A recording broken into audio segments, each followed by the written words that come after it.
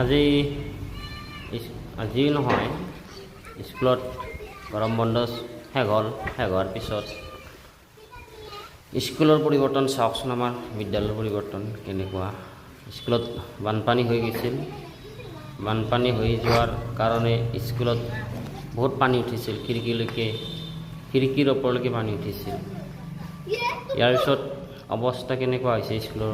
আমাৰ স্কুলত ৰুমৰ ভিতৰতো এনেকুৱাকৈ মাটি পেলাই থৈছে। ডেস্ক বেঞ্চ গোটেইবিলাক নষ্ট হৈছে।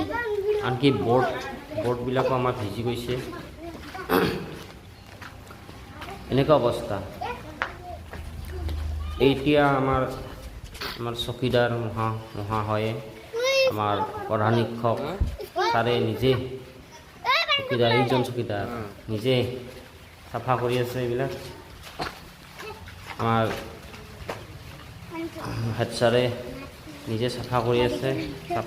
চাফ চিকুণ কৰি আছে। ডেস্ক বেঞ্চ ধৰিব লগা হৈছে। এই চাওকচোন এনেকুৱা মাটি জমা হৈছে। এনেকৈ ৰুমৰ ভিতৰত বহুত 2 ফুট 1 ফুট এনেকুৱাকৈ মাটি জমা হৈছে ওপৰলৈকে।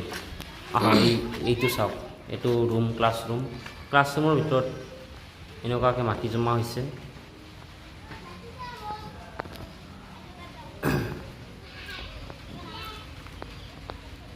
এয়া গাঁটা হৈছে। এয়া পানী জমা হৈ কেনেকৈ পানীবিলাক সোমাই আহিছিলে। পানীৰ লগত এইবিলাক সোমাই আহে, মাটিবিলাক সোমাই আহি এনেকৈ জমা হয়।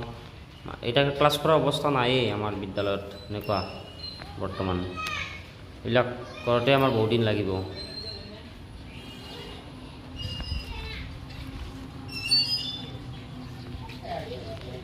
এয়া ডেস্ক বেঞ্চবিলাক ওলাইছে চোতালত, ওলাই এতিয়া চাফ চিকুণ হৈ আছে।